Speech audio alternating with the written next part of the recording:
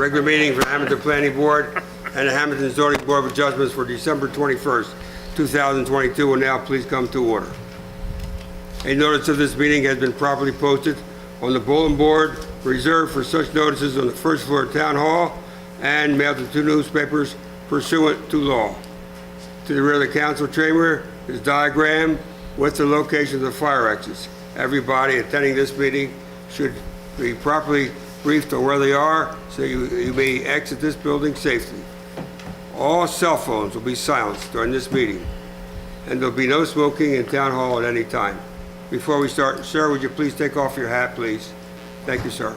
Thank you very much. Pledge allegiance to the flag. To the flag of the United States of America and to the republic for which it stands, one nation, under God, indivisible, with liberty and justice for all. Thank you.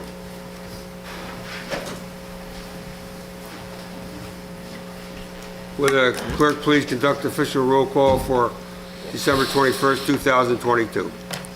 Ralph Capaccio. Here. Michael Hozick. Here. Michael Messina. Here. Gordon Faribault. Here. Mickey Palia. Here. Ray Schipione. Councilman Oliva. Councilman Willerman. Here. Bill Brinkerhoff. Here. Jonathan Bask. Chris Kalani. Here. James Matro. Here. And Chairman Marinelli. Thank you, and Councilman Oliva has just entered the meeting. So that's a target. Members of the board, you've received the minutes of the October 19th, 2022 meeting. If there's no additions or corrections to those minutes, entertain a motion to approve them as received. I make a motion to approve the minutes. Mr. Messina is first. Mr. Palia is second. Roll call. Ralph Capaccio. Yes. Michael Hozick. Abstain. Michael Messina. Yes. Gordon Faribault.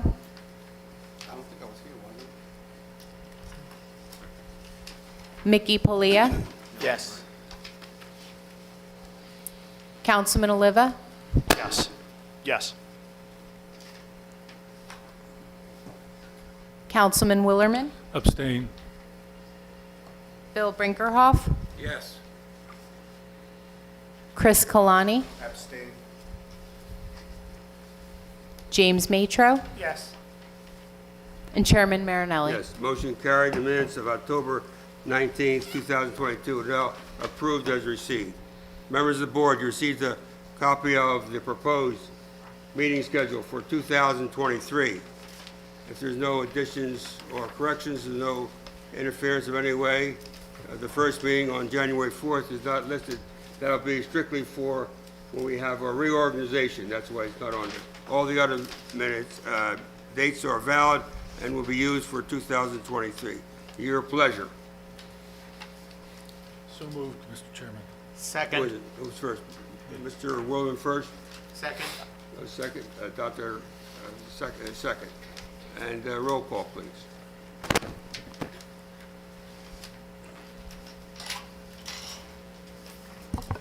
Ralph Capaccio. Yes. Michael Hozick. Yes. Michael Messina. Yes. Gordon Faribault. Yes. Mickey Palia. Yes. Councilman Oliva. Yes. Councilman Willerman. Yes. Bill Brinkerhoff. Yes. Chris Kalani. Yes. James Matro. Yes. And Chairman Marinelli. Yes, motion carried. Meeting dates for 2022 are now set firm. Thank you. There are no zoning board issues tonight. We'll go right into the planning board issues. Alessio Venturini, 221 North Grand Street, Hammonton. Application 22-06 Planning Board. Applicant seeks approval for non-conformities from the proposed swimming pool. The applicant here, come on up, sir, to the podium. Raise your right hand and be sworn in by the solicitor. You swear the testimony you're about to give will be the truth, Here's a microphone there, sir, please, and proceed. Tell us why you're here. Yes, I'm here for a variance, full variance for setbacks. Can you explain a little bit more about it? This is on your property. You own the It's on my property? And my setbacks doesn't, not, the pool is too big for the setbacks. Oh, I see. Uh-huh. Town engineer, have you reviewed this? Yes, sir, Mr. Marinelli. So the issue at hand is that per our ordinance, a pool can be no closer than 15 feet from a setback, okay? The plan proposed by Mr. Venturini, the minimum distance to the, will be the southeast line is 11 feet to the actual pool itself. So therefore, it's 4 feet. And the other side's 12 feet. So both sides are within the 15 feet minimum. So he would need a C variance as he, in order to permit the construction of the pool. In our letter that we submitted, there were 4 comments that I had issued in our engineering section. I did ask if the pool plan that was submitted, it's signed by an engineer and a surveyor. I did want to make sure that the survey that he's referencing, we had a copy of that in our file, which is a maintenance issue, no big deal. And so if you can provide that for me, or give me some kind of note or something that says that the survey you have is the most current one for my file, I'd appreciate that. The next comment, if you look at the pool, the way it's graded, the pool is kind of like a little basin, right? Like it collects water and it's graded down from this property line. So there's no impacts to the neighbor regarding any grading or drainage issues. So there's no issue there from what I see. I did one clarification I'd like to ask is on the north side of the pool, you're proposing an infiltration trench. I guess to me that's not typical to have. It's typical to have a drain, right? But you're actually proposing that it would be for infiltration purposes. I'm not sure if there's any issues with, if it's what kind of pool is it? Like a fiberglass pool, a concrete pool? Okay. My only concern would be I just want to make sure that there's no. I think the drainage is supposed to be elevation. Yeah, I understand. But I don't know, but my only concern would be is if you're having water infiltrate into the ground right against the side of the pool, I'm not sure there's any impacts to like having any erosion, you know what I mean? My concern would be that, there'd be impacts to the soil that you're infiltrating to, Ideally, you want to get water away from the pool, because otherwise you have the uplift, right? Now we're putting water below the pool. No, I understand, but I think that maybe something you should talk to it has no impact on the surrounding area, but it may impact your pool. If you're putting water below the pool and you're trying to prevent that from the uplift, this might be something that you want to have your pool guy consider. I don't think you need it, to do this. Or you can move it. You can put the drain somewhere else, away from right against the pool. Just something to consider. And the last item was that can you just explain the fence you have, the perimeter fence? I want to make sure that it meets the code, proper height, proper It's material. 6 feet high, all around it, and it's vinyl fence. Okay. So the fence would be compliant with I think the town requires 5 feet high fence for pools, so the pool would exceed the requirements. And it's enclosed, you have like a lock in there. Yes, Yeah, there's so. 2 gates which side the both are All locked. right. So those are the 4 issues that I had brought up. I don't think there's anything major. It just sounds like, it's obviously at your discretion if you want to grant the variance, but by coming in 4 feet inside the setback, there are no impacts to the neighbor that I would be concerned with. That's it. And the lot width is what, 120 feet? 120, No, the lot width 57, 57. 57 feet. Yeah. where 80 is required. So they're already pre-existing Non-conforming they're lot, already right. under what they would normally, if the lot was being created, what the lot would Right. normally have to be. So there's this existing non-conforming lot, Exactly. but the pool would not be a non-conforming use. The use is permitted. Permitted. And there's no way to reorientate the pool so that it would be able to comply, is there? Side to side. The requirement from a backyard to the pool is 19 feet. Mm-hmm. The front is 22 feet, I think, from the house to the pool. From the backyard, I think the dimension is 17 17, feet. 17. and it's 20 feet to the building. Yeah, 17, sorry. So no, even if you turned it It's this way, right? he still would hit the backyard Back, setback or the back of the house setback. Right. So there's really no way we can orientate the pool to be able to conform with the side yard and rear yard requirements. The other question is the size of the pool. The question is whether Yeah. there's an option of putting a smaller pool in. Right. Certainly what the applicant has an obligation to do, can they reorient it? Smaller pool would have been 14 instead of 16 feet. Can you speak up a little bit? Could you speak up a little bit? Sir, could you please speak up a little bit? Yeah, I'm turning it on. Yeah. So the smaller pool is 14 feet by 32 instead of 16 feet by 36. So still was not required from the setbacks. Like, So the 14-foot pool would Will still- put you in the side yard setback? yes, 14 by 32 takes the 11 and 12 to just 12 and 13.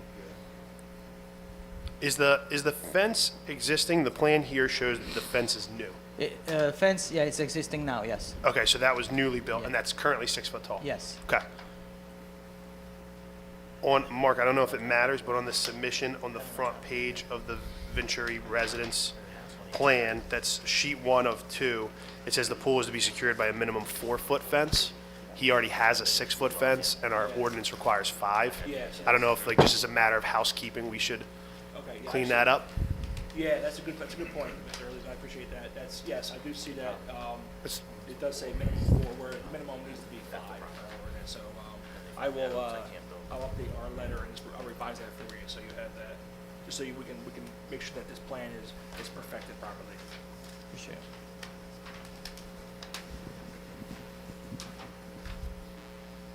So, So what are you asking there for?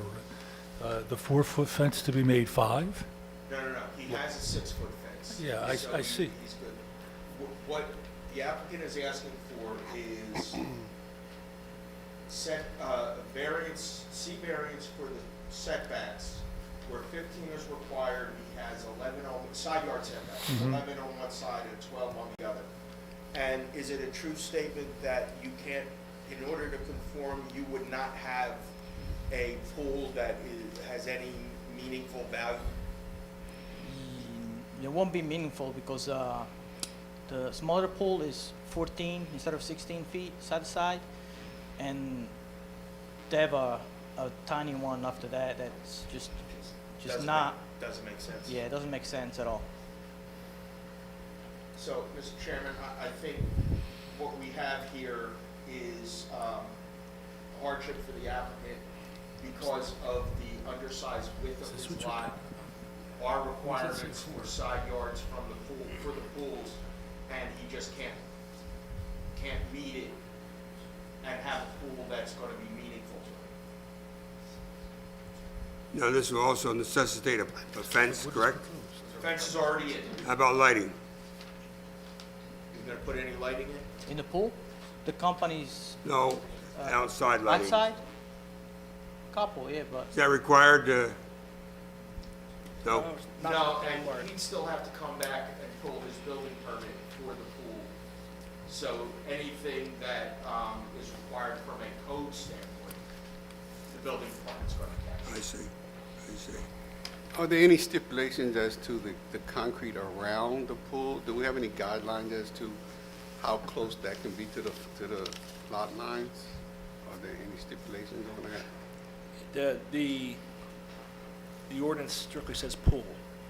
So it's more or less, what do you consider the sidewalk or the coping, the concrete walk part of the pool, or do you go to the water's edge? I mean, the way I see it, I would say it would be to the pool's edge, because I could put a concrete pad 5 feet from the property line. So I interpret it as being up to the water's edge. But again, the ordinance is general in saying, it says pool. That said, I mean, we're not talking about a D variance here, we're talking about a C on your application, it says D, but we're looking for just the side yard setbacks Correct. from the required 16 feet, 15. pardon me? 15 feet, down to 12 in one case and 11 in the other. Is there any other issues? I just have a question. What's on either side of your property? Well, you know, what, are those backyards to other houses? Yeah, or- other houses. And there are no buildings next door to you in that area? In pool area, like, you know, no buildings. Anybody else have a pool? Not around. There's an above ground pool in Interpreting what the applicant is requesting, it would be a hardship C variance, basically claiming that because of the minimum lot size or pre-existing lot size, that he basically can't fit a pool of any use in that location, even if he reorients it or gets a smaller pool. So the question to the board is, do you agree that this is a hardship and that this is exactly why C variances were designated? Is there any other issues as far as variances are required? No, that's it. Any further questions for town engineer? Are Town there, planner, you have anything further? I have nothing further. Nothing further? there's no other accessory structures or anything else on the site? No, like sheds or Yeah, there is a shed. like there's that? a shed. There's a shed over there. That's Am existing, I missing right? that? Yeah. Shed's existing. It doesn't show it. Am I missing the shed? He doesn't show it on here, but I drove by there and there is a shed out back. I don't know how close the pool is to the shed. The shed is, it's gotta be 4 feet from the edge of the pool. No. 4 feet? Yeah. Wow. Was it there in August of 2021? August 2021, the shed, yes. Yeah? Yes. Well, you should remind your surveyor that he did not locate it on the Yeah, the topography plan here. plan. Is that going to be that's removed, or is there going to be any change in that to locate the pool? Is there an issue with the shed being 4 feet from the pool? Or- Well, I I'm not. Yeah, I don't- I have a question about that Yes. because with a shed, when I drove by there and I saw the shed, I didn't know how close the pool was gonna be. But opening the door with 4 feet, you open that door, you got 4 feet till you're in the water. That seems a little scary, especially if you have a kid that's going in and out of there.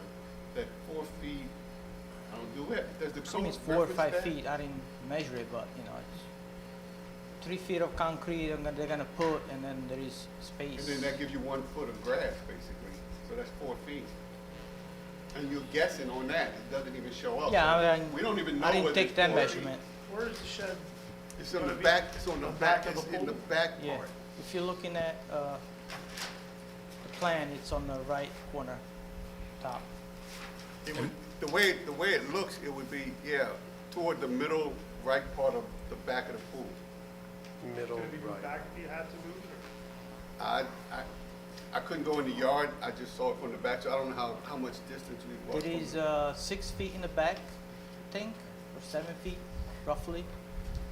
And on the side, there is more than 8 feet. Yeah. I have some concerns about having a door that opens with only 4 feet. The door's gonna probably open up 1.5 foot or 2 feet. Right. Which means if somebody's standing there, you got like 2 feet before you're falling in the pool. Which is, especially if it's a young kid, if they fall in the pool and they can't swim and nobody's around, they could drown. There is a shed. Is the shed offset from the property line as an accessory use? Is there like 10 feet there between the property line and There should where be, the shed is? In the back should be more room, yeah. There is 10 feet? I think so.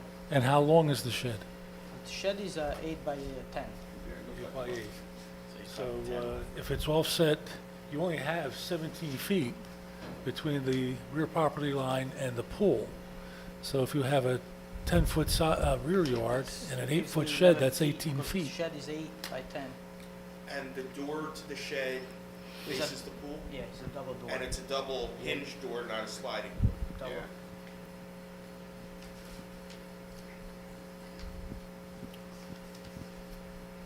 I have some real concerns about that, with somebody opening that door and not having enough room to back up.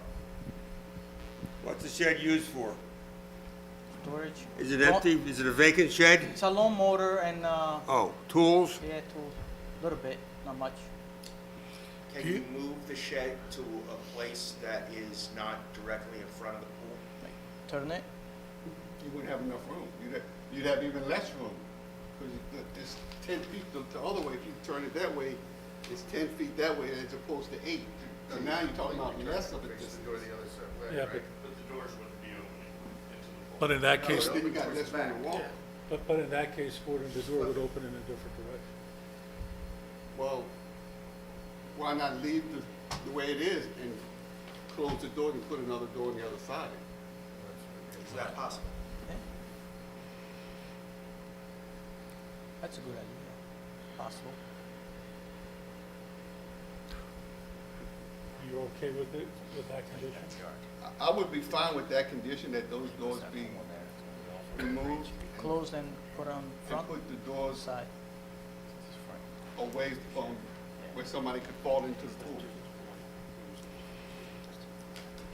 Wouldn't it be enough to turn it, space or not, You'd have all less right? room. Sure. It'd be closer, if you turn it, it'd be closer to the water. Turn it completely Turn it completely? If you turn it completely, it would be closer to the water. Because No, it's that's 8 feet that way, if you turn it, it's 10 feet. So you're Not like- adding 2 feet. He's Turning it around. He's saying all the way, put the doors open. Turn it around completely. Oh, So you see the back of the shed. Oh, okay, back yeah. of the shed. It strikes me the path of least resistance is to leave the shed where it is, but move the door to the side. Yeah. Or totally do a 360 and put it in the back. Then you've got the ability to access the shed. That's all done in the interest of safety, right? Correct? That's not my, I don't care about the access, I care about safety. If you can't get in trouble. Okay, so that, what we have is the 2 side yard variances and the relocation of the door or the shed in such a position that the door does not open in towards the pool. Okay? Do we, Agreeable to that, sir? Yes. Yes. can I put that in the form of a motion? Yeah. I work. Members of the board, Is that all anything right? further? Any further questions? At this time, I'd like to open it up to the public. Anybody from the public wishes to be heard on this application? Nobody wishes to be heard? Public portion is now closed. Mr. Solicitor, where do we stand? Yes, I need a motion for the property located at 221 North Grand Street, for 2C variances for side yard setbacks on the condition that the shed will relocate, or the doors on the shed will be relocated so they do not open into the pool, the doors. I need a motion. I'll make that Board, any motion. questions on the comments from the solicitor? Need a motion? I just made it. Pardon me? I just made it. And I'll Go ahead. second it. Motion, all right. Mr. I'll Lewis, second that who's motion. second? Mr. Messina, second. Roll call. Ralph Capaccio, Yes. Michael Hozek, Yes. Michael Messina, Yes. Gordon Faribault, Yes. Mickey Palia, Yes. Councilman Willerman, Yes. Bill Brinkerhoff, Yes. Chris Kalani, Yes. and Chairman Marinelli. Yes, motion carried. Application 22-06 Planning Board is now approved with the conditions as stated. Thank you, sir.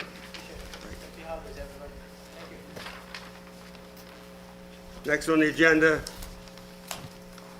James Sassone, 447 Bellevue Avenue, Hammonton, New Jersey. Application 22-10 Planning Board. Applicant seeks approval to consolidate and re-subdivide 5 existing lots into 5 new single-family residential lots. Yes, sir. Good evening, sir. Good evening, Mr. Chairman. Brian Howe, Alan Bertman, on behalf of the applicant, James Sassano. Some visuals. Look at that, Mr. Sassano. Raise your right hand, sir, be sworn in by a solicitor.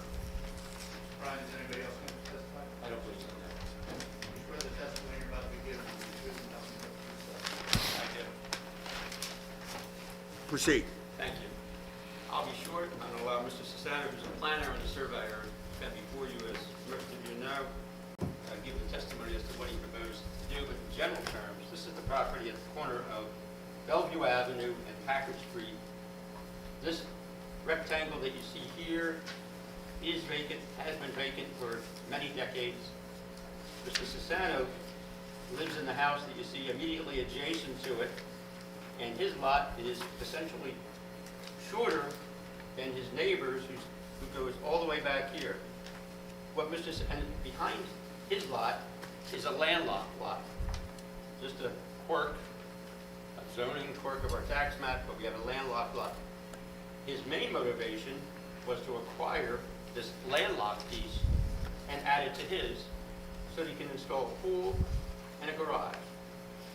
The property that we're talking about that he is the contract buyer for is owned by a local LLC, one of the owners, Carr is here.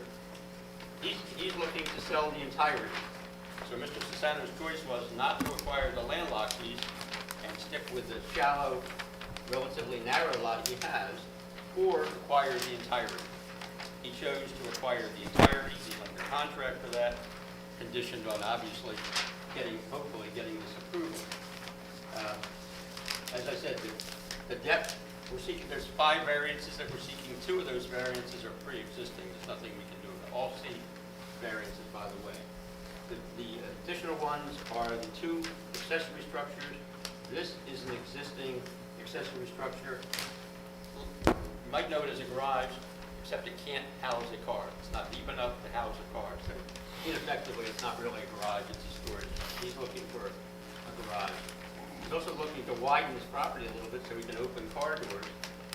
And while he could have put a garage somewhere else, he has a handshake relationship with a neighbor who I see here tonight, Mr. Gervais, who I think, correct me if I'm wrong, you can testify, uses that driveway to get out onto Bellevue Avenue. One of the nice parts about the development, and one of the things I think that warrants approval, is that he's not proposing any access onto Bellevue Avenue. A lot that sits at the corner could have a driveway onto Bellevue. I don't have to go into detail as to why that would not be a great idea. All the accesses will be on the Packard Street. So I think the development as it stands for creating 4 lots for development of single-family homes is a good one. If you think of it, currently there's 5 lots there, one of which is landlocked, one of which he lives in, and then there's 3 lots on Packard Street. If the approvals are granted, we're still going to end up with 5 lots. So really, it's a reconfiguration of lot lines that we're here for, and by necessity, there's several variances that will be requested. So with that groundwork, Mr. Sasano would like to testify as to what it is that's motivating you to do this and why you think this is a good idea. All right, so James Sasano, I'm testifying tonight in 2 roles. Would you mind using the microphone just so everyone at home can hear? Thank you. So I will be testifying tonight. I'll be testifying tonight in dual roles, as the applicant, which is going to be the majority of my testimony, but also as the preparer of the plans, a surveyor and a planner. But most of what I'm going to say is being delivered as the applicant. Just a quick history here. I'm originally from Somerdale, lived in Winslow for 36 years. For years, I drove past this house and always loved it. And I always swore if it went up for sale, I was going to try to buy it. It's the house Jim Rodeo used to live in prior to me purchasing it. I bought it from his children. And I've just been in Hammonton now for 4 years. My intention always was to try to acquire. Matter of fact, before I even purchased the lot, I had reached out to Mr. Carr. At that time, I believe him and his brother were planning on building on these lots, so he wasn't interested in selling it. But it was always my hope to make this my forever home, but I really need a garage to do that, especially my later years. I'm looking for storage, and I'm looking for a place to park our cars. I love this town. I've embraced it. It has embraced me. The people are great. The neighbors are great. So this is all in hopes of getting what I ultimately need and would like to have. I want to say I'm not a land developer. I'm not a builder. I would have much rather just purchased the landlocked piece behind me, but in order to offset my cost of purchasing this, I'm going to develop it into 4 buildable lots and hope to recoup all or most of my money that I'm spending to purchase this. But in doing so, and in talking with the neighbors, it gives us a little control, or it gives me a little control on making sure nice-looking houses go in there, making sure, not that there's anything wrong with twin homes, but I believe twin homes could be built here and they could be rentals. I think it's much more suited for a nice single-family dwelling in this area. So it does give a little bit of control. I'm going to deed restrict the lots for the house size to make sure a decent-sized home is put in there, but not so big that it engulfs the entire property. I want to try to keep, maintain the stormwater management properly and not have anybody come in and build a very large home in there. I have children who may or may not want to build here. They moved to Hammonton after I did, and but that was one of the thoughts, but they will ultimately be built on if we do get an approval tonight. The reason for my garage and my variance, I'm seeking a couple variants aside from the pre-existing non-conforming conditions we have here. The 2 things I'm seeking here is 3 things: is the lot depth. There's actually in this zone there's a maximum lot depth. So all we're doing is going to consolidate the lots, and we're going to bring our lot even with the neighbor's lot over here.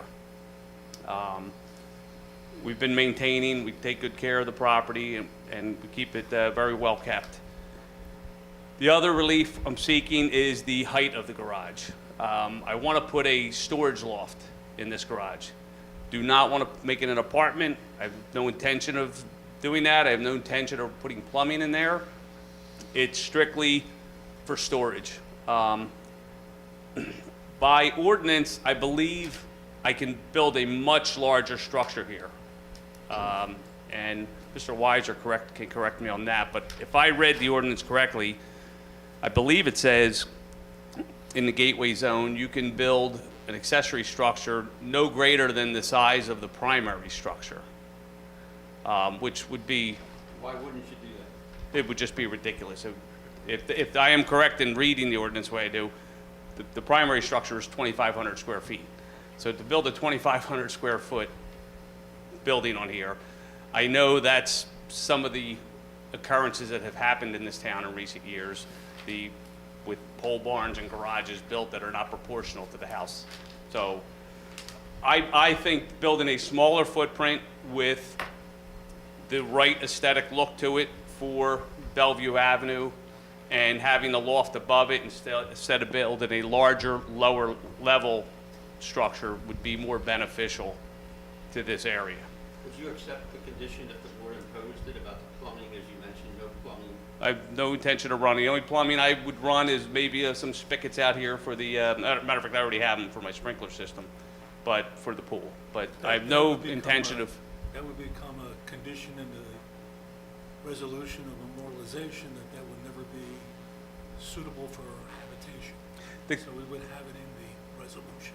Yeah, and the type of loft I'm talking about is not a loft that could be converted into an apartment. It's going to have very low slanted ceilings, but I want the ability to walk down the center for storage. Have stairs in the back of the garage up to the loft, which adds to the size of the garage. So I could put stairs in there and still park a car in there. So that's the what I'm looking for the garage. Being a second accessory structure, what was currently there, the existing garage that was there, which you can't park a car in, the interior dimensions are 15 by 15. It's basically where I have a Kubota, I have a zero-turn mower. It's where I keep that. It's stuff that I can't put in a loft, but things that are essential to maintain the property. So that's really a glorified shed for me, the existing structure there. How are you going to maintain the area in the rear of that lot that's going to be created? Excuse me? How will you be able to maintain, and what will you maintain it with? This yard here? Yes. I've been maintaining this property and this property since I went under contract. It was an agreement I made with Mr. Just Carr. going to keep it in a natural state? Like, we grass? mow it, we try to pick a lot of fallen, there's a lot of dead trees on this lot, a lot of fallen branches, the trees that have fallen, I put them in piles. I just recently had G-Boys come out and take away a whole pile just to clean it up and keep it looking nice out there. There's currently one tree out there that was cut down, and there's stumps everywhere. That was the doing of Atlantic City Electric, and I'm working on getting them back out there. But you don't envision any additional development in that area? On this lot Right. here? Yes. No, just what I'm proposing here. I guess technically I could put a very large pole barn out here. I have no desire to. I think it would look ridiculous, and I wouldn't do that to my neighbors either. And you wouldn't mind having that incorporated in the approval resolution? Maintain that as open space. Right.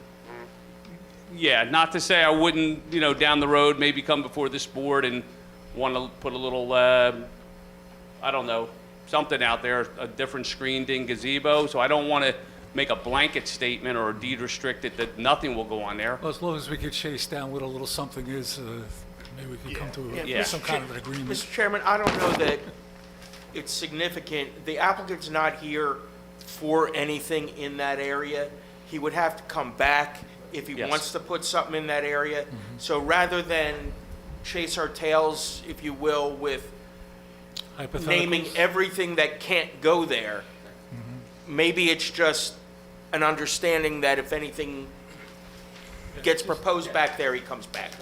The only reason I asked that, Stu, is that the lot that would be created would be in excess of what the zoning allows. So it begs the question as to, what will be the ultimate disposition of that area? As long as I'm alive, the most you might see out there is a very large garden or something. Whatever's allowed. I would not do any development without coming back before this board, but I had absolutely no intention of, it's going to cost enough to do the pool and the shed if we get an approval. I'll be tapped out for this lifetime. So there's no other plans down the road to sneak something in here or do something. So if approved, on Mr. Weiser's point would be that no further development without an appearance before this board. I think it's probably unfair because that would run to perpetuity, and who knows what that would be. Is that lot that has the structure on it, is that going to be 15.01? So the entirety would be 15.01. Bellevue Avenue to the rear, about 407. Yeah, that's the new lot number we designated for that. And that's the lot where you think you're going to need the variance, you need a variance for building height? Building height. Height on the garage, correct? I don't see that. Well, no, if you, on the bottom of our page 7, we do call out that there is a building height requirement, a maximum height requirement, but at the time we did the review, we had no information as to what that would be. Correct. So one of the things I was going to ask, what Yes. is the proposed height? So the proposed height would be not to exceed 22.3. My existing house is 23.5. So it would be lower than the existing house, but it would not exceed 22.3. So, and the requirement is the lower of 18 feet or the cornice line of the main building. So, let's just assume it's 18 feet for these purposes. He wants to be at 22.3. So it's a 4.3 So foot. it's 4.3 feet. And it's an accessory building, so it's a C variance. Okay. The other option we did consider was to consider it an attached garage, which I believe would not require coming before this board, but we ruled that out because we we share access with our neighbor with this driveway, and I just don't think it would look right on the fronting Bellevue Avenue, an attached garage. I have seen the type of garage I'm proposing, I have seen similar ones along Bellevue in a couple different spots. I believe they actually have apartments above them. This would not be anything like that, though. Not nearly that height, and definitely nobody residing in there. You don't have the side yard setback to put in a attached garage, do you? Well, I would have to, on the 23.1, I would have to put a very small garage in, or I would have to, and this is where it would really look awkward, I'd have to come forward on the house where it's further inset, which is actually my dining room, and I'd have to come off of there with a garage, and it could be done, but it wouldn't look right at all. And it may not work even with the setbacks. So in addition to that, I'm also proposing to move this existing property line that runs from Bellevue all the way to the back. I want to move it over to the right 3 feet. And that's for a couple reasons. As Mr. Howell mentioned, if there is a car parked in the driveway, you can't open the door. But the other concern is I have a chimney and a gas meter on the side of the house. When cars come in there, they're driving 6 inches off the chimney and the fireplace and the gas meter. And it also would provide more width for emergency vehicles if they ever had to come in that side. That 3 extra feet really makes a difference with fitting a larger vehicle in there. So that it also will make this non-conforming setback on the existing structure, I believe it'll make it conforming. It'll take it from 2 feet off the property line to 5 feet off the property line. Any further questions, members of the board, for the applicant? Can I ask you a question? Who came up with the 4 houses? And why 4 houses? Well, by area and by right subdivision, you can get 4 lots there. I believe if you went down the Twins, you could actually get more dwelling units.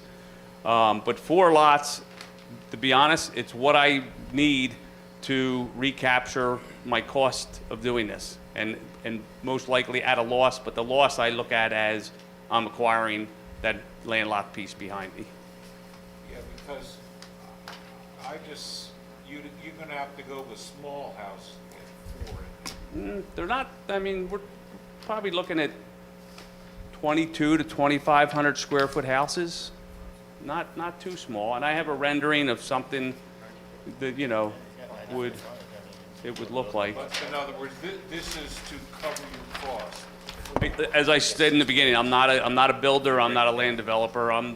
If I can break even or end up with a slight loss on this, I'll be happy. It's not a for-profit venture, I can tell you that. Each lot is approximately 1/4 of an acre, roughly 87 to 91 feet wide, 137 foot deep. With the exception of the corner lot, we made that a little deeper so that we can get the house a little further back off of Bellevue.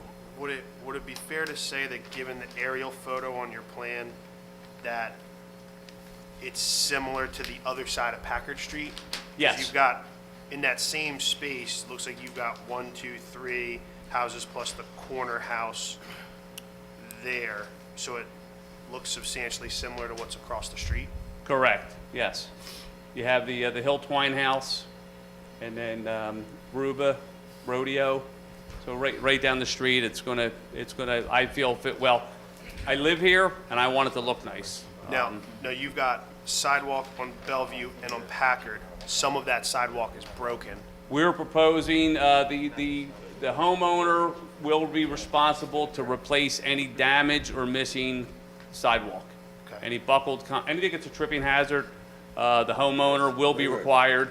We're also, we met with the environmental board last week. We're also requiring each homeowner to plant a minimum of 3 trees on each lot, whether they take down trees or not. Now, some trees are obviously going to come down because they fall in the footprint, but we are requiring tree planting on each lot, regardless of what they take down. Could I interrupt here? It's probably a perfect time.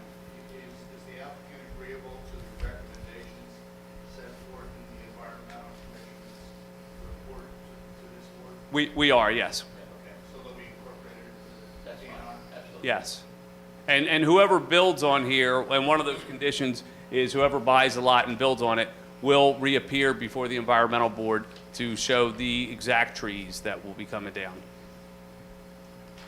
We gave basically a worst-case scenario, depending on where they placed the house. So we wanted to have that covered and be upfront. The end result is approximately a net loss of 1 tree, because many of the trees that are coming down are dead already. So with the planting of 3 trees on each lot, again, we were trying to be very conscious of keeping the trees there, and I'm a little biased again because I live right next door. What I have the math from Environmental Commission, just to check and make sure I'm right. 25 trees in total, 2 come down from the electric company, makes 23. 10 are dead, that's 13. So 13 live trees come down. Worst case, 12 new trees go up in these 4 lots, net change of 1 tree lost. Yes. Okay. And that is what was substantiated in the Environmental Commission report? Okay. So let me ask you another question here. You mentioned about twin houses. You're not doing twin houses. No. Now, you're going to divide this into 4 lots, and then you're going to sell the lot, and then the people can build whatever they want. Is that the idea? Or are you building the house? I'm not building the houses. The person that buys the lot will build the house. I will deed restrict it to a certain size house. I think I'm going to deed restrict it also to certain style of fences. I prefer not to see chain link fences go up down the side property lines. So I'm considering deed restricting to vinyl fencing or certain types. I sit on a homeowners association board in a community, and there's certain fence styles, and I might incorporate that into the deed restrictions on this. So we have a consistent look out there. So The thing that gets me is, I look at that lot almost daily, and it's big, but it's not that big. That was what Andrew Ryder's home. I don't know the history, but, And okay. he started Ryder.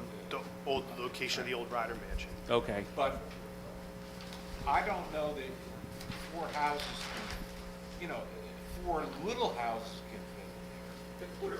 They're a quarter acre lots. Well, yeah, they're nice sized lots. All of the lots do conform to lot width and lot area requirements. Probably bigger than you think, because as you say, I look at it every day also. And when I saw the measurements, I was very surprised. I said, there's 400 Yeah. and some feet of open space. Yes, from front to back, it's over 400 feet. And if you consider the lot width of the existing lots down Packard Street, you have here 80 feet. There's a corner lot here of 48 feet. I know Doyle did a subdivision. They subdivided that building off and resulted in a building lot fronting Packard. It's still vacant, but I think that lot is has less area and less width than these lots do. So you're not going with twin homes or anything? No. So Stu, all the new lots conform. So we need 3 variances. Can you Well, go let through- me, if it's okay, after you're done, I'd like to go through our zoning chart, because I'm not sure, I have some questions, and I'm not sure that I agree with the variances that you laid out. So we can work through that pretty quickly once you're done your. So just to briefly touch on the benefit and the detriment of the variances I'm requesting. I'm proposing a modest-sized building. One thing I do want to add, and I apologize, I should have started out with this. I did email Mr. Herman and Mr. Weiser today. I don't know if you got it or not. And this is embarrassing because my firm prepared the plan. The size of the garage I am proposing here, and I think Mr. Howell and Mr. Clark can attest to this. My intention was always to build an 800 square foot garage. Our deal was contingent on that approval. And our deal is contingent on that approval. no effect on you folks. The dimensions shown in this garage are 24 by 24, where it should have been 26 by 30. I'm putting a little more depth on this, as I said, to accommodate a stairway up to the storage loft.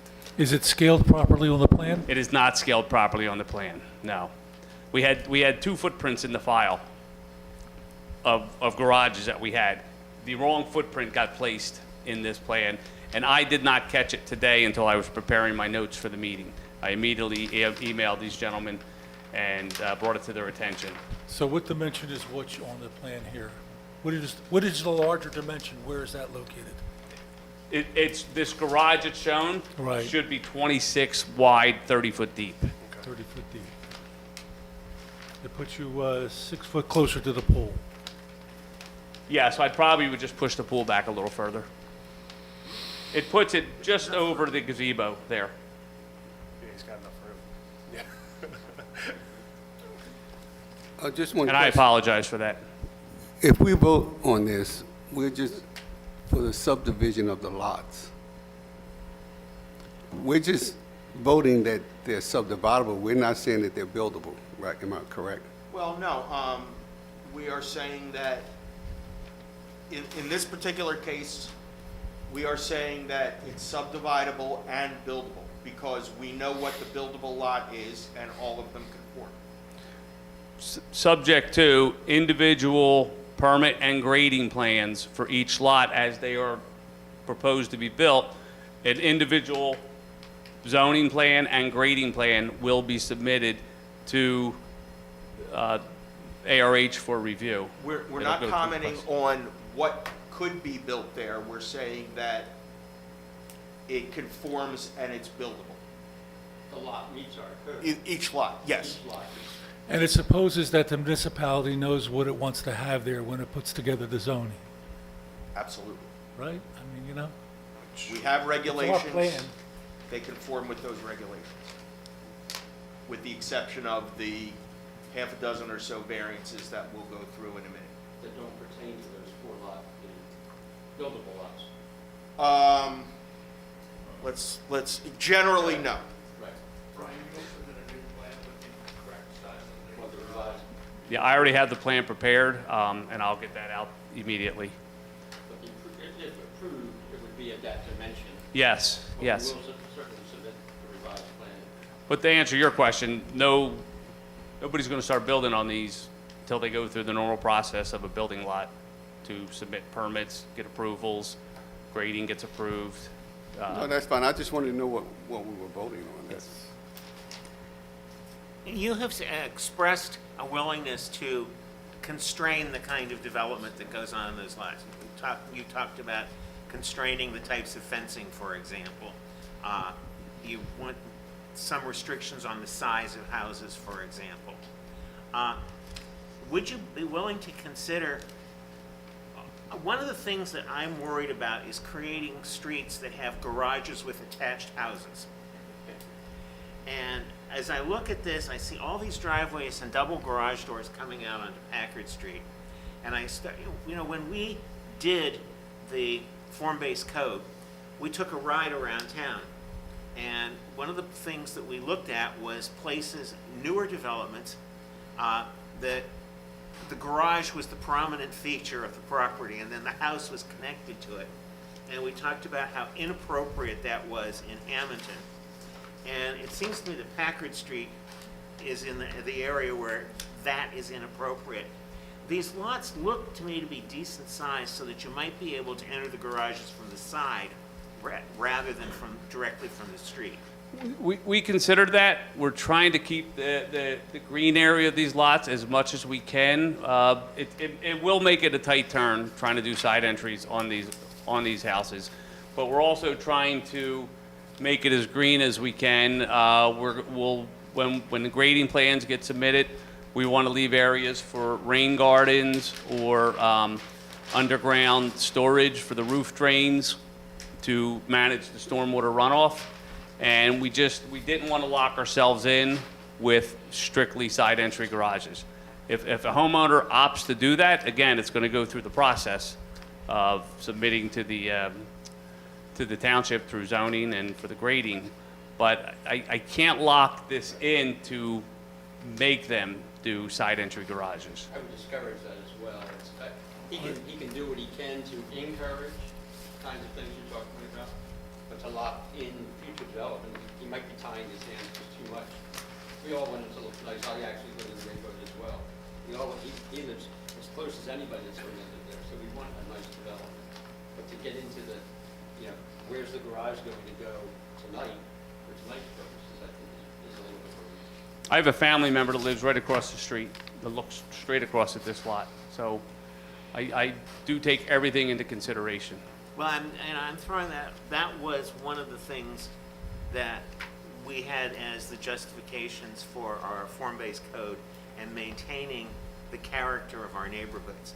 And we pointed out that, most Hammonton, the older parts of Hammonton, the houses that have garages, the garage is in the back, or as in the case of my house or your former house, Brand, no garage at all. And it would be nice if we could try to maintain that look, particularly on a street like this, particularly when it's right across the street from the most designated historic building in town. Is there any value, or I don't want to say value, but in terms of perhaps a compromise?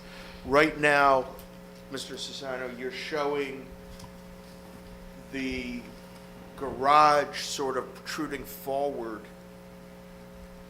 streetwise of the balance of the structure.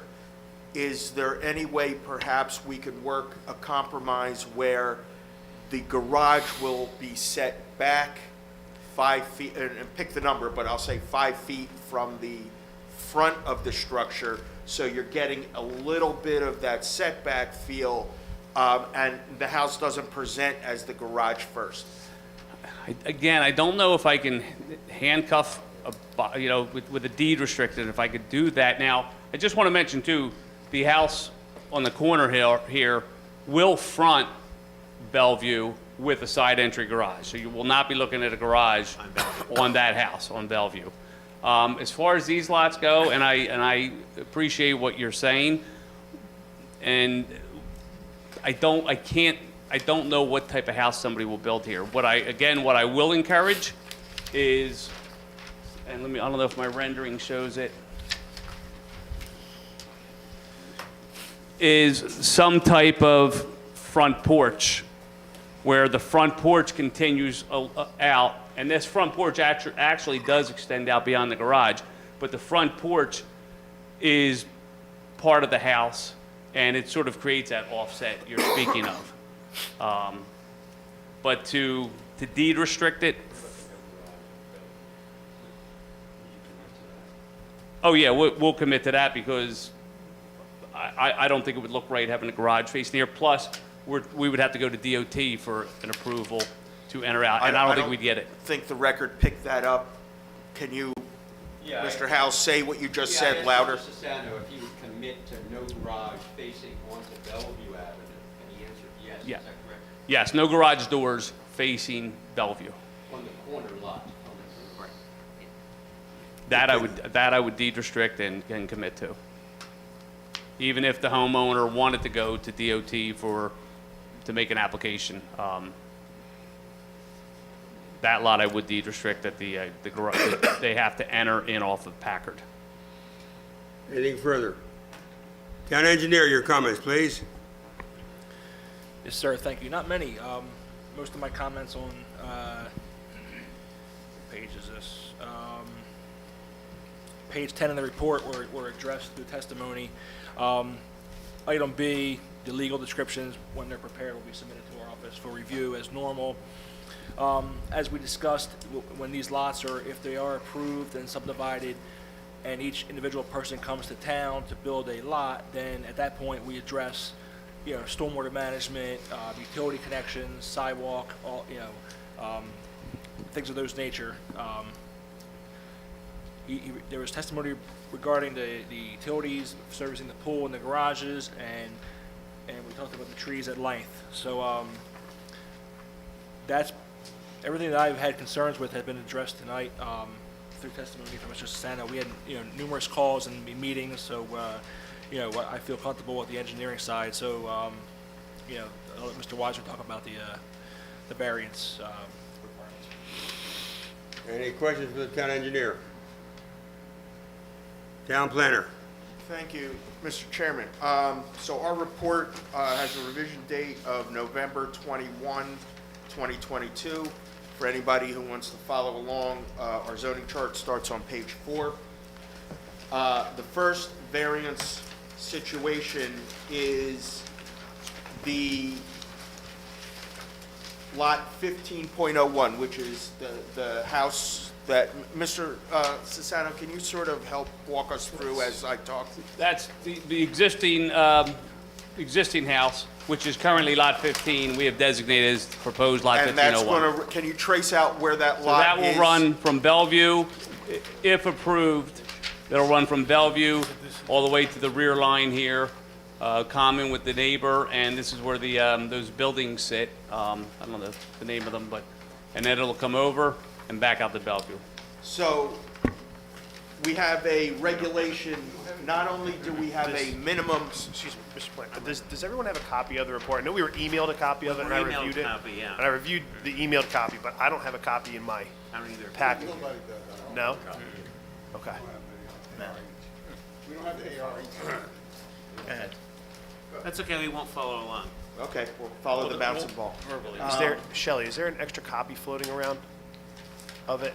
I know we were all emailed a copy. I'm sure we all reviewed it. I know I did, but I don't, just at least so we could take a peek at Mr. I don't have any Weiser. extra copies. so I'm No sorry. worries.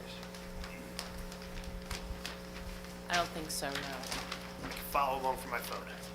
Okay, so, in this particular zone, it's the, form-based code GW1, Gateway 1 zone. Not only do we have a minimum, or oddly enough, we don't have a minimum lot depth, but we do have a maximum lot depth. So the maximum lot depth on, in this area is 150 feet. And Mr. Sisano, when he, in the post-subdivision condition, will be 414 feet. So this is somewhat different than we're used to seeing, but he exceeds the maximum lot depth by a lot. The next item is page 6 of our report. For building height, and we have both a minimum and a maximum building height for this area. Both of them have to be 35 feet, so when you put it all together, the house needs to be 35 feet, not less than, not greater than. In this particular case, what we have is Mr. Sisano's plans are showing that the proposed house is going to be less than 35 feet. Normally, that would not be a problem, but because of the way our ordinance is written, he needs variances for building height because he's too low.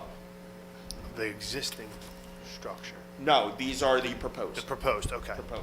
Is that only in the gateway, or is that all the way down Packard? It's in the GW1, so it's for 14.01 and 14.02, which is split. In this, and let me take a step back. We have, this property is in 2 zoning districts. The district that is closest to Bellevue is Gateway 1, and then the district that is further behind, away from Bellevue, is R1. But we do have a zoning line that splits a couple of lots. Our ordinance is silent as to split lot zoning, so we have just taken a very conservative approach, saying he needs a variance. So those are 2 for lot 1401 and 1402 for building heights that are smaller than what is required. Could you, I'm a little confused here. I don't know whether I'm the only one or not, but They saying that the houses that they want, hello? Okay. The houses they want to build can only be 35 feet? That's the way our ordinance reads. His current house is only 24 feet. Well, that's a Right. pre-existing non-conforming. Right. So the new houses need to be at least 11 feet taller than his current home, According to the zoning. according to the According to the zoning zoning ordinance. Or they need a variance, this is what we're talking about. Right, okay. Are you asking for a variance?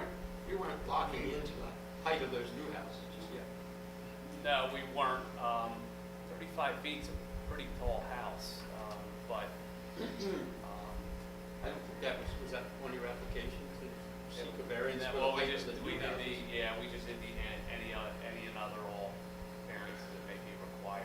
I understood it was only the Boca Rodeo house and now the Sasano house did not meet current standards in the Gateway 1 district at about, what, 24 feet? Your existing house, the house you're living in. Correct. You don't have specifics on the proposed home. No, the zoning chart says less than 35. And Are you asking for a variance, or are you willing to build a home that's in compliance? I would ask for a variance if somebody proposes a house less than 35 feet. Yes. So that's something we don't need to deal with. That would come when they get ready to build, right? No, we would. I think no, that's what we I'm would asking. address I that. think we have to address come it back. tonight, Yeah. so they don't have to. Yeah, they'd have to come back. Come back. Yeah. Any house that And- does not yeah. meet the 35 feet Yeah. precisely. They'd have to come back. And you'd want to give all the lots in that zone a variance tonight, if you so choose to ask for it. Because this way they don't have to come back to the board. That would be the only reason so far they'd have to come back to the board. Stuart, I have a question. So these two lots up here do not have that 35-foot This requirement. is for, the 35-foot number applies to 1401 and 1402. Right, so part of our thought process is we want it to be somewhat uniform throughout here.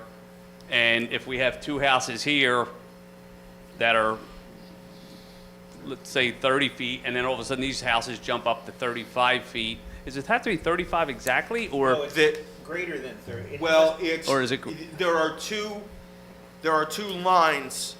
One says, there's a minimum and a maximum, okay? In this particular case, both are the same, the minimum and the maximum are the same number. So, yeah, I understand that to be, then you'd have to build exactly a 35-foot house, which would be really challenging. So yes, we are seeking a variance for that as well. That's not in the R1 zone, though, Stu, for lots That's the 1403 and 04, just the new lot the at the corner gateway of Belver Packard and the lot behind it. Yes, Just the correct. gateway zones. Okay. Okay? And your request for a variance is not to be greater than what? What do you want? What do you want? What's the tallest you want it? 35 feet. I think less, if this. We can were- keep it less than 35. That's Yeah. our That's the standard easiest way. zone, or standard height in any of the zones. So, yeah, we'll make it whatever it's going to be for these lots. We'll conform to that requirement. Just want to know what your request Yes. Okay, now we're on the same page. Okay. Moving on now to accessory buildings. So I'm a little confused. Can you help me out? For 1501, for your property? Yes. How many are you going to have?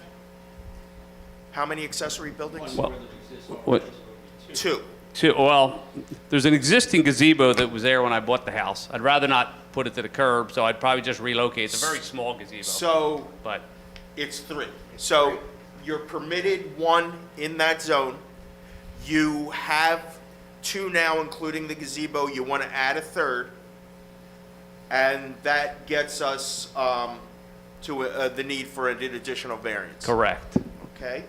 Now, I also wanted to point out, because I want to make sure nothing gets overlooked, and I don't want anyone to think I'm trying to sneak something by. I am proposing a little covered patio over here off the back of the existing structure.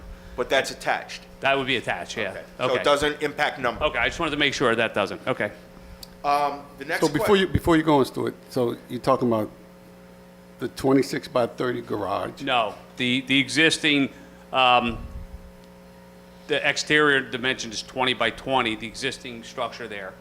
It would just be an attached cover area to. No, I'm trying to figure out what 3 buildings you're talking about. One would be the 26 by 30 garage, one would be Yes, the gazebo. the gazebo. and one would be the existing garage.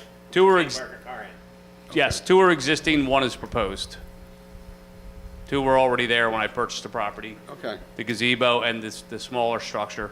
The garage is the proposed structure, which would give Okay. 3 total. And you're not Okay. talking about increasing the footprint of the existing structure? No, Only putting a cover? yeah, raising- just for shade by the pool, that's all, just a covered area. That's the caveat. I'm actually more concerned about the proliferation of garages that seems to be going on, not just here, but elsewhere in town. I totally appreciate that, yes. That's a concern to me, too. But it is detached and it is set back from the house. I mean, I thought that's what we wanted. It's going to set back, it may even end up being set back further than shown. I may line it up with our neighbor's garage over here. And you don't have another option to attach it, because No. if you were to attach it, you'd either end up putting a forward-facing garage on Bellevue, which is something we don't want, right? Or you would cross over the property line, Yes, the setback. or cut off access to your joint shared driveway with the owner in lot 16. Correct. Okay. And the further you set it back, the more impervious surface we're creating Yes, I realize in that. every case. Okay. The next question I have is, there is a maximum cumulative square foot for accessory buildings. And it's no larger, I think we spoke about this, than the building coverage of the principal structure, which in this case is 2,500, a little more than 2,500 square feet, almost 2,600 square feet. Correct. What I did not have the time to do was to do the math with the change in your proposed garage. I did that. So can you give us that number? Sure. So that total area would be, it's less than half of the 2,500. 1,266 square feet is what my cumulative total would be, including the so- gazebo and both other buildings. So that conforms. Yes. We already talked about the height of the garage, so that's another varied situation. Yes. For accessory structures. Hold on. I thought we were only talking about that accessory building, not asking for anything with the height of the new garage. That's the accessory building. No, I thought you just said the height of the garage we were talking about. Right, but I thought he was, were you saying that he was asking for a variance for the height of the new garage? Yes, we had talked about that. I don't remember seeing anything on here where he's asking for a variance for the height of the new garage. I thought you were only talking about a change of the height for that accessory building that's too small for a garage. Am I confused? Well, that's fine. The accessory garage that's 15 by 15 is low. The new garage needs a 4.5-foot variance, if I remember. Yes. Right. Okay, I'm confused, okay. Yeah, 18 feet's permissible, and was it 22.3? 22.3? yeah. Okay. Pardon me. Still on accessory structures, we're on page 8 of our report for anybody who has it. The minimum side yard setback for accessory structures, it talks about a number of different, a calculation to make about as it relates to the primary structure, but there is a minimum of 6 feet. So as a practical matter, the minimum requirement is 6 feet. And for your lot, 1501, on the east side, it's 5 feet.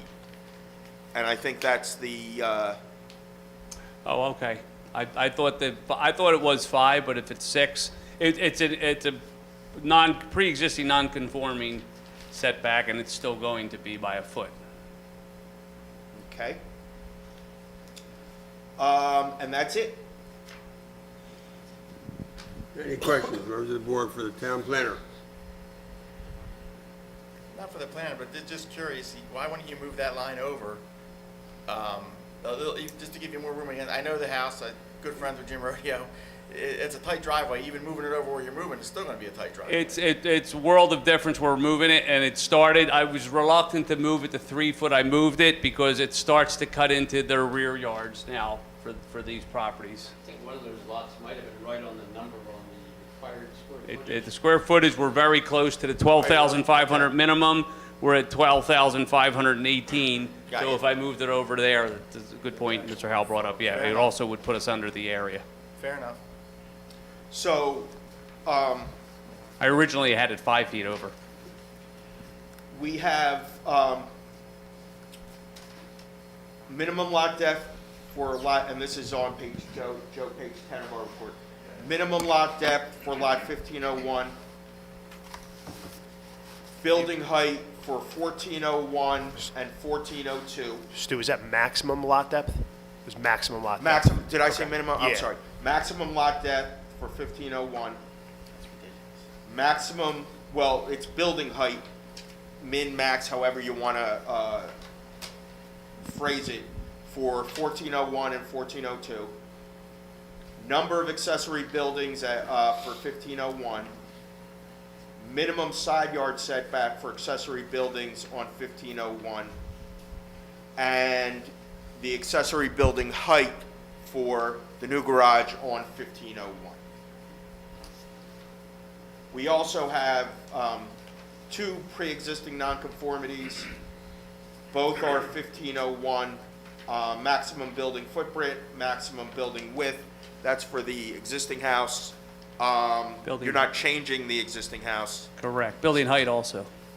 And, and I don't The hu- conform for yeah, building and- height. But no, I'm not making any changes to the dwelling. so, those are pre-existing nonconformity. I understand we have area and bulk requirements in zoning in order to promote, health, safety, welfare, light, air. Why do we have a standard for depth that something could be bigger than what any minimum would be? What is that I was regulating? not here for that. Just asking. I don't know the answer. I to that. was, and I have no idea how that got in there. And a 35-foot on the dot house structure. Yeah, I mean, don't have any settlement, you'd be out of. Anything further for the town planner? Nope. Anything further? I have a question. You were just reading out the variances, and I'm looking at it, and I'm looking for a variance for the height requirement for the garage. Well, that is, That was the last one he gave. Height of the new garage accessory structure. Gordon, that's not on your letter. They just brought that up tonight. They just Yeah. found out the height of the garage so, tonight. Oh, it's not on my, That wasn't on on your page list, yeah. 7, Okay.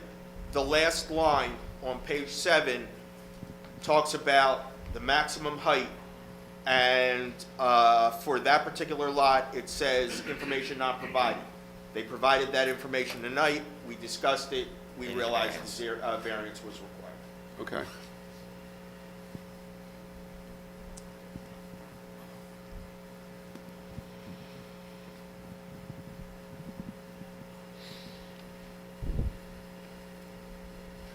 Anything further?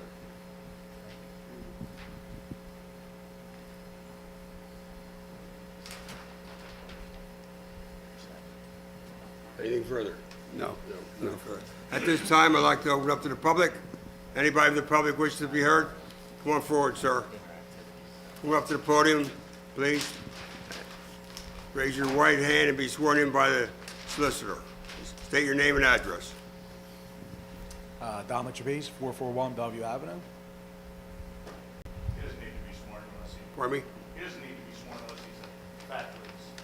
Oh, okay. I'm purely... Just speak up a little bit so we hear you. I'm opinion-based. I'm usually on that side of the microphone as well. So I live adjacent to Jim. I was there when Jimmy Rodeo owned the house. I watched Jimmy Rodeo struggle with this property. He got it from Garfield. He got it, that piece out. He always tried to get more from Garfield, right? To do what Jim's trying to do now, like to have an actual yard. My property goes back 400 feet, 414. Their property is 9.5. Oh. It's small, it's short. So it's not, 195 feet. so you're really struggling with that backyard. You can't put a pool in, you can't put a garage in. It's not really a garage what he has, it's a big shed. I do have multiple accessory buildings. I have a shed and I have a garage. So it's not uncommon to the area about what Jim's trying to do here. I think it's a great idea what Jim's doing. I think this whole proposal is great. You know, we heard about different types of people trying to develop this land. This is a really good option for the town. It's a really good option for the neighborhood. I lived on Packard Street before, I live on Bellevue Avenue now, I live right down the road on Fairview. So I'm really familiar with the area, and I would love to see this develop this way. It's very important to Jim, I watched this whole thing transpire, to have this accessory building. This is the whole reason why he's doing this. He wanted some extra property in the back. It turned into this for him to get that. So a lot of this is hinging on that building. I think it's a great idea. I don't mind the height, you know, of the building because it's not making it as wide, right? So we'll give up a little height. There's nothing to see. It's not like I have ocean view. We're gonna have houses over there. There's an ugly building on the other side. I don't know if anybody's familiar with that, but directly behind my building, there's an old clothing factory. So we're not blocking anything scenic. So I really personally don't see anything wrong with what Jim's proposing. And actually, I'm glad and I'm proud of Jim for what he does for the town, what he proposes to do in this area. To me, it makes sense. Thank you. Anybody else wish to be heard? Public portion is now closed. You have anything else, sir? Anything else to add? Nothing else. Close. No, Okay. just thank everybody for Mr. their time. Solicitor, where do we stand? Mr. Solicitor, before you start, could you make the height a separate issue? Which height, the garage or the houses? The garage. Okay.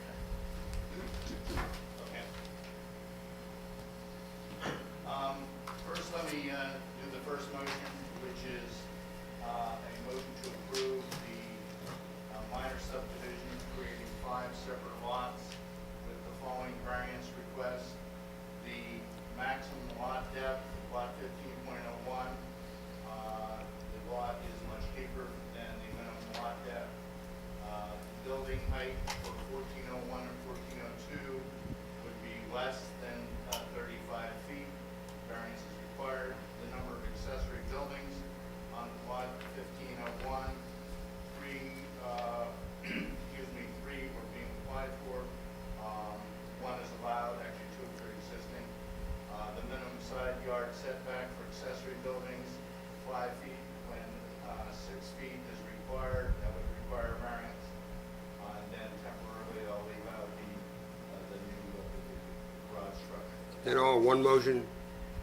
All that would be in motion number 1, and then we'll vote on separate variants. Okay. Can we, Unless they're contingent, unless this deal would fall moving through here. It would, and not that I expect that to matter for you folks, but this whole deal is contingent on being able to, all I want was the garage and the pool. That's how this all started out, and that's what this whole deal and the purchase of this land is based on. The same motion, because it should fall into line against that. If he's not gonna do the deal, then we need to know. Okay.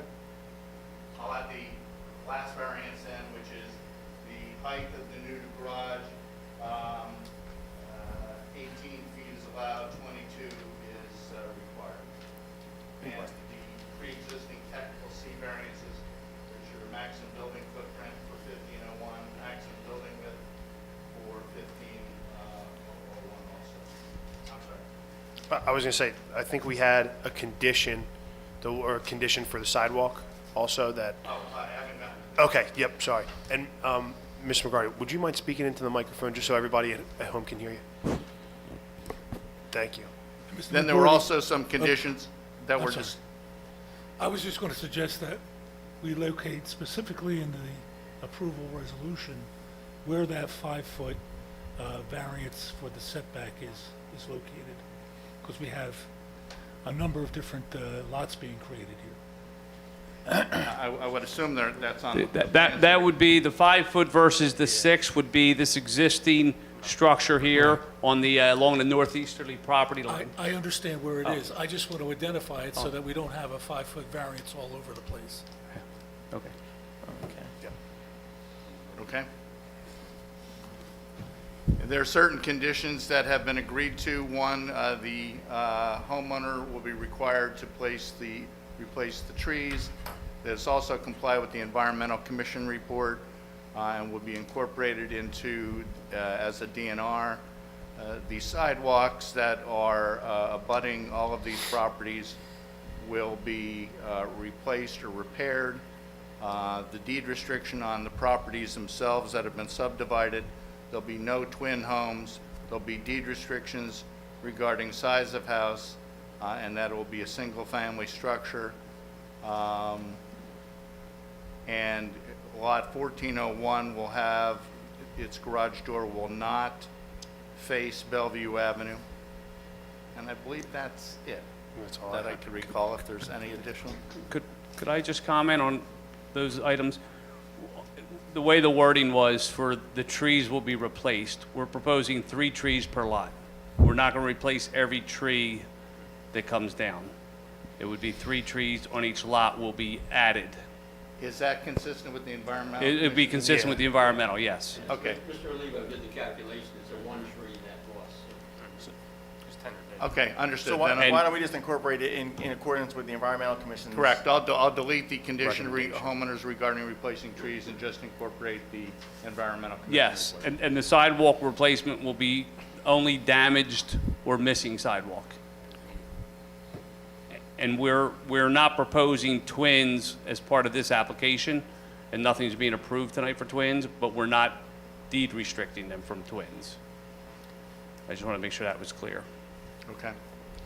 And the language on the environmental commission's approval of this is the current approval and not any subsequent approvals that might result from the individual review of the lots as those developments are proposed. Correct. It is only the environmental commission's comments on the existing subdivision that's being created. Fair enough. There was a waiver too, a cultural resource waiver, I don't know if you want that, Joe, as part of this motion or separate. This was something we had deferred to the Environmental Commission. For the historical? Yeah. Not here. No, for the, That was in your report, sir. yeah, there is a requirement, a cultural resource survey shall accompany all applications for development in the RR and R1 and gateway districts. We're requesting a waiver. The board can grant a waiver. We had thought, as we discussed, that you were going to bring this up with the Environmental Commission. We don't see a reason for it in this particular section of town. That was not discussed at the Environmental Commission, given the history of this property and everything we know about it. We felt that we would request a waiver, but I apologize, it was not discussed with the Environmental. Did the Pinelands Commission require the cultural resource? They did not also. did The not. Pinelands waived Right. any type of studies. They waived it. They So- didn't waive, they never requested it. And never they requested would if they felt it was We necessary. would recommend a waiver on that. The lot's not in Lucy either as a culturally significant location. Okay, adding that as a waiver that will be included in the DNR. First of all, you want approval for the subdivision first. First motion, No, correct? actually, everything's going to be combined in. Everything's going to be combined in one? Correct. Okay. Hopefully, I don't have to repeat it again. but- I think where we, no. I need a motion. I'll make the motion. Mr. Plia first, I'll second it. Mr. Campanella second, Mr. Willerman second. His mother's side was okay. Yeah, thank you. Right. Roll call. Ralph Capaccio, Yes. Michael Hozick, Yes. Michael Messina, Yes. Gordon Faribault, No. Mickey Palia, Yes. Councilman Oliva, Yes. Councilman Willerman, Yes. Bill Brinkerhoff, Yes. and Chairman Marinelli. Yes. Application 22-10, Planning Board is now approved with the conditions as stated here this evening. Thank you. Thank you. Thank you, everybody. Thank you. Merry Christmas. Members of the board, we have one resolution that's ready for adoption. That is Resolution 15-21, Planning Board. Application of Tyler Dornowas for sidewalks and curbing waiver for Lot 7, Block 2104, Hammonton. I need a motion to adopt. So moved. Who is it? Mr. Messina first? Second. Mr. Oliva. Who was Gotcha. Councilman- second? Councilman Messina and John. Oliva, Thank you. second. Roll call. Ralph Capaccio, Yes. Michael Hozick, I wasn't at the meeting. I'm not eligible to vote. Michael Messina, Yes. Gordon Faribault, I wasn't at the meeting. Mickey Pollia, Yes. Councilman Oliva, Yes. Councilman Willerman, Abstain. I missed that meeting. Bill Brinkerhoff, Yes. Chris Kalani, James Matro, Yes. and Chairman Marinelli. Yes, motion carried. Application 15-21, Planning Board is now adopted. Any other business, Mr. Solicitor? Nothing else? Secretary, anything else? No. At this time, I'd like to address the board. It's been a long and night and a week, should I say, but your body sort of tells you when it's time to ease up and take a break. That's why tonight will be my last meeting. It's been wonderful working with you gentlemen, and I'm quite certain there's enough talent on this board to move this board forward and complete the business-like, professional status that we have taken with this board. It's been great, gentlemen, and I want to thank the professionals and all the board members for everything.